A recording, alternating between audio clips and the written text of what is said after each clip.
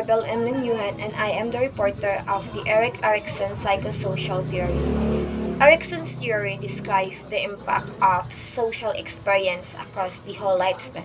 Erikson was interested in how social interaction and relationship played a role in the development and the growth of human beings. So Erikson's theory was based on what is known as epigenetic principle.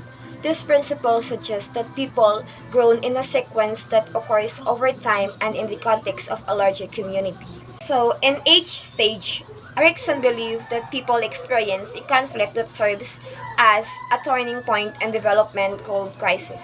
In his presentation, each stages involve two psychosocial crises. The first one is the syntonic, which is the first listed positive disposition, and dystonic, which is the second listed negative disposition. He also mentioned that there is a malignancy if it's too little of the positive and too much of the negative aspect, and maladaptation if there is too much of positive and too little of the negative aspects. And now let's talk about the 8 stages of psychosocial theory. The first stage is the trust versus mistrust, from infancy to about 18 months. This first stage develops infants to trust others, letting them feel that they are cared for. At this point in development, the child is utterly dependent upon adult caregivers for everything they need to survive, including food, love, warmth, safety, and nurturing. If a caregiver fails to provide an adequate care and love, the child will come to feel that they cannot trust or depend upon the adults in their life. The stage 2 is the autonomy versus shame and doubt. The second stage of psychosocial development takes place during early childhood, and it focuses in children developing a greater sense of personal control. At this point in development, children are just starting to gain a little independence.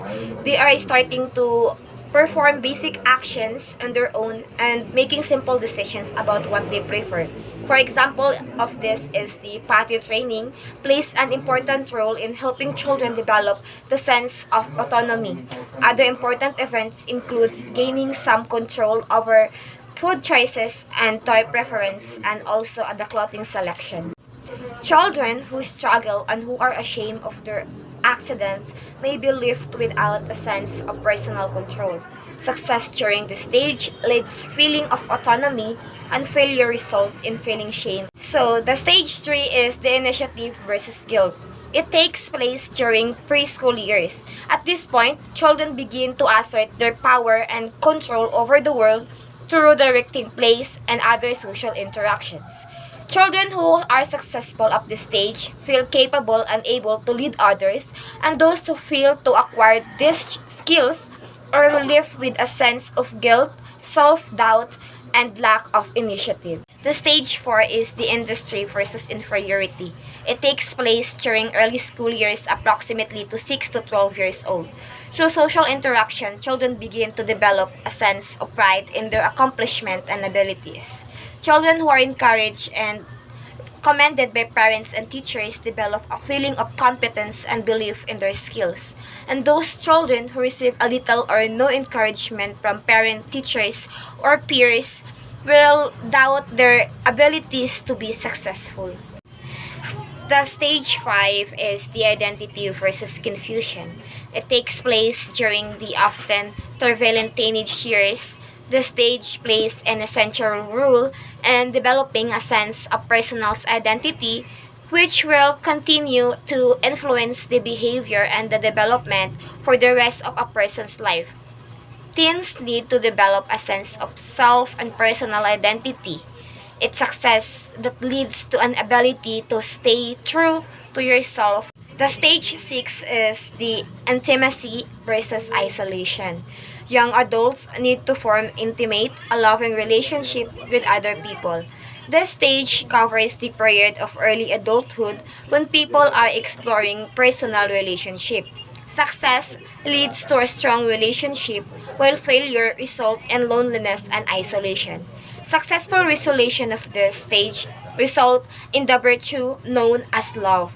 It is marked by the ability to form lasting, meaningful relationship with other people. The stage 7 is the generativity versus stagnation. Adults need to create or nurture things that will outlast them, often by having children or creating a positive change that benefits other people. During adulthood, we continue to build our lives focusing on our career and family. Those who are successful during this phase will feel that they are contributing to the world by being active in their home and community. Those who fail to attain this skill will feel unproductive and uninvolved in the world. And now is the stage 8, which is integrity versus despair.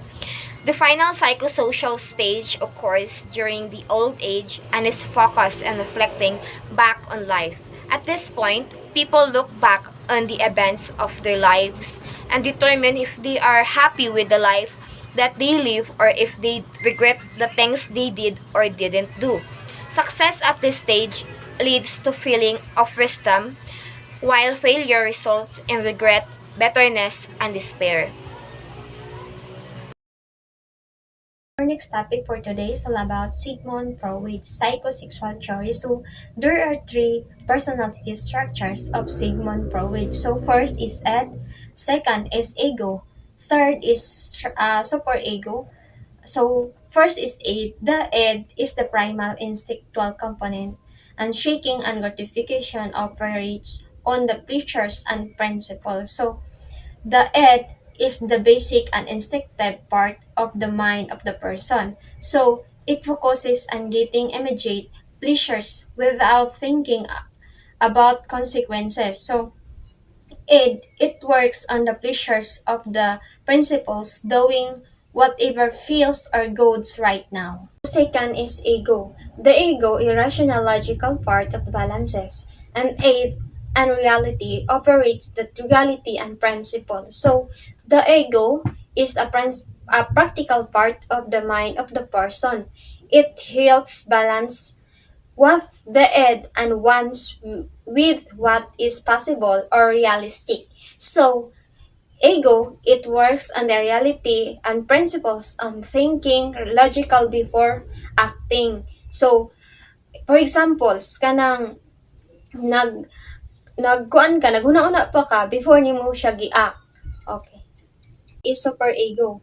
So, the moral encompass formed by internalizing societal and parental standard represent the conscience and ideal. So, the superego is the moral part of the mind of the person. It represents the values we learn from society and our family. So, it also it also acts as the conscience and helping know what is right or wrong. Next is Freud's psychosexual stage. So there are five types of psychosexual stage. So first is oral stage. So the oral stage, birth of to 1 year, infants derive pleasure from oral activities and sucking and chewing and biting. So, if needs are unmet and fixation can lead to dependency issues in adulthood. So, the babies get pleasure from activities and involving the mouth like sucking or chewing. If their needs aren't met, they might and become overly independent as adults. So, for example, the baby is always needing the comfort of parents or assurance. Anal stage. So, 1 to 3 years old, the baby is focused on voluntary and elimination, and the baby is toilet training, and fixation can result in anal retentive. So regent and organized are anal expulsive. So the messy and disorganized and personality. So the anal stage, this stage is focuses are the toilet training and learning and control over bodily function. So in fixation is issues the anal retentive being tuned and organized later in life to anal expulsive being messy and careless. This is panic stage. So in the panic stage, so the baby is 3 years old to 6 years old. children develop an awareness and curiosity. So about genital and differences, so experiences and odious complex the boys. So in the girls is electra complex girls. So in fixations may difficult with future relationships. So in the phallic states, the children become curious about their own bodies and notice gender differences. So in fixations is the struggles of the baby with Oedipus complex, the boys being attached to their mothers. So in the girls or Electra complex, girls being attached to their fathers. So may lead to relationships problem or adults. Latent stage. So in 6 years old to 11 years old baby, is sexual urges are repressed and into productive and activities such as a school and play and friendships. So the ego and super ego is developed and further helping to children and integrate into society. So in latency stage is sexual urges are not active and during this stage. So instead the children is focused on friendships and school and hobbies. The babies they build their ego and super ego, so preparing them to function and will in society. So lastly, genital stage, 12 years old onwards. Puberty and reactivates several urges focusing the matures and socially acceptable ways of expressing them. If earlier, developing or development is healthy, individuals seek and fulfillment in relationship, marriage and raising children. So the baby in the classroom are filled with diverse talents and needs requiring and psychological strategies for motivation. So role and playing activities can help the student and understand the roles and develop and leadership skills.